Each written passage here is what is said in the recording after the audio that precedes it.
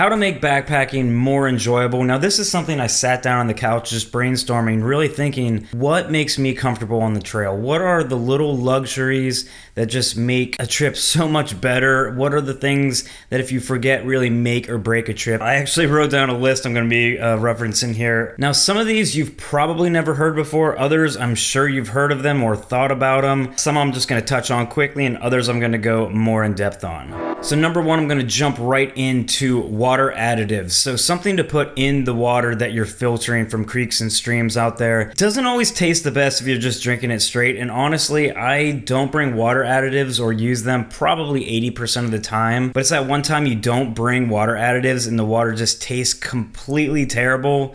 It's just not good. Something you don't want out there is a reason to not drink more water. You're doing mileage out there, depending on what the weather is, like you are going to want to be consuming quite a bit of water. I was going to get into food and talk about how bringing good food is something. I think that's kind of a given. I guess it's really not though. A lot of people are under the assumption that you have to bring like freeze-dried backpacker meals, and you really don't. So good food's definitely something, but I think the water additive thing is something that not everybody thinks about. And you might be sitting there thinking you don't need water additives until you do, and then it just sucks if you don't have it. Next on the list is a pillow. Now, I backpack for a while now. I've actually backpacked for probably 6 or 7 years before I started using a backpacking pillow. I just use a little stuff sack. There's some extra clothes in there, other stuff sacks.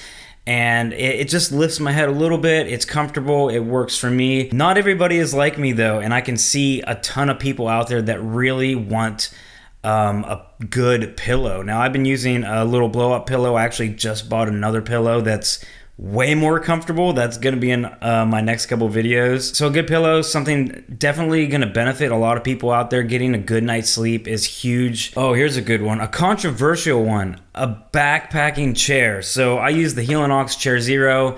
It's expensive. It's like over $100, I want to say. And trust me, I did not want to be a chair guy. I did not want to buy a backpacking chair. I was coaxed into it by other YouTubers. Not gonna lie, I cannot go back. There are times when I want to go super light and I'll leave the chair at home. But when I am full on relaxed in my backpacking chair by a fire, just enjoying the woods after a long day's hike, there's no better feeling than that. And what a better time to crack open a cold brewski. Now, this is going to come to a shock to nobody. I like to enjoy a good beer at a campsite. So 1 or 2 beers maybe just saved for camp. It's just a little luxury that I really enjoy, sitting in that chair with a beer, just a little taste of home. You definitely want to be careful though. A lot of national parks and stuff will not allow alcohol. Not that I would ever do that. So the next one, I'm going to get a little bit to the psychological side of backpacking, and that is putting yourself in the mindset of unplugging from real life. So it's really, really easy to take all your stresses and anxieties onto the trail with you. It's addicting for a lot of people, I bet, to pull that phone out and want to check for notifications, check to see if you have service so you can do some stuff. I really can't stress enough to fight the urge to do that. I think it's something that's definitely going to take some practice for a lot of people. I mean, humans are clearly addicted to these things, and it's a disease. So I guess my main tip would be to fight the urge to get on the phone, and throughout the trip, just keep thinking about the ability to unplug from real life and just being thankful that we have opportunities to get out and kind of put everything else to the side. Because when you're out backpacking, you guys know there are not a lot of things you need to worry about. Food, water, shelter. It's a really humbling feeling to get out to nature and just worry about the basic necessities and not have to worry about who's emailing or texting us. I can honestly say I bring my phone on almost every trip and I never look at that thing. If I hear it pinging, I'm not responding to anybody. I'll take it out every now and then to look at maps and stuff, but that's literally about all I use my phone for. I would say a little luxury. Maybe it's more enjoyable for you to watch a little movie or watch a show or something before bed. That's fine, but I just think that throughout the day you should really be working on your mindset and how nice it is to unplug from society. All right, a couple more quick ones here. Clothing layering.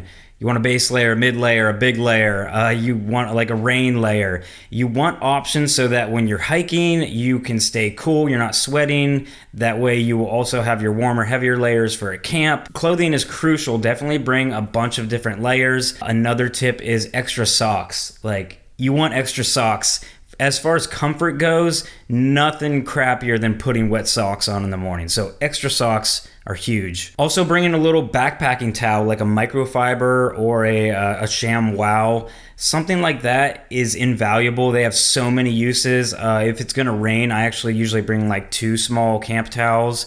And that is just a little luxury that you don't really think about until you don't have it. Another one is knowing what you're getting yourself into before you go. So this goes along with trip planning and preparation. A lot of us suffer from a lot of anxieties. I know I have quite a few, and there are times when I'm on the trail when I'm worried about things like, where am I gonna camp? Where am I gonna find my next water? And some of these you can avoid to some extent by proper trip planning. So when you are researching a trail, I usually just Google stuff, or I'll watch YouTube videos, subscribe to channels like this. And it doesn't just stop there. So I'll actually look at the topography. Like, you want to look at a good map of the area. If it's like a big trip where I don't really know the area, I will print out a map. I'll start drawing X's where I see everybody mentioning where the campsites are, and then I'll look at the topography and I'll look at the elevation. So if you don't know how to read topography, I can't stress enough how useful it is. It's pretty easy to learn, and once you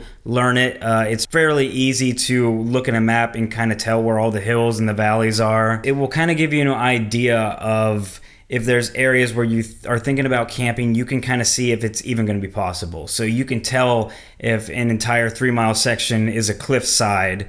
That's obviously not going to be a good place to plan to camp. So I'll write on my map all my X's of where I think the campsites are and where potential campsites could be. And same goes for water. Definitely want to do research, figure out where reliable is the key word there, water sources are. And I'll go into the topography as well and look for little creeks and streams. Not always reliable, but it is kind of nice to have the idea that there can be other water sources between the ones that are going to be definite. But those two are huge. Finding water and finding a good campsite, those are literally, I think, the 2 things that you worry about the most. But once you get rid of the anxieties of where I'm going to camp and where I'm going to find water, your trips can be a lot more enjoyable because you'll just spend them in the moment thinking about how beautiful everything is and how nice it is to unplug from society rather than being worried about anything. I think what I would say is bring a friend, but don't just bring any friend. Bring a friend that you know is going to be like you, because there's a lot of people that you might get along with great, but you take them out to the wilderness and they're just not going to have a good time. It is not for everybody, and some people think that they want to do it and they get out there and they just don't like it. I actually went on my first trip. I went with a guy and he really wanted to go, and ever since then he's like, yeah, I'll go hike with you, but I don't want to sleep in the woods anymore. This trip blows because the company sucks. That's what makes it the worst. And the water stinks like shit. So it just wasn't for him, and there's nothing wrong with that. But you definitely want to go with like-minded people to the woods so that they're not kind of like dragging you down and you don't have to like worry about them.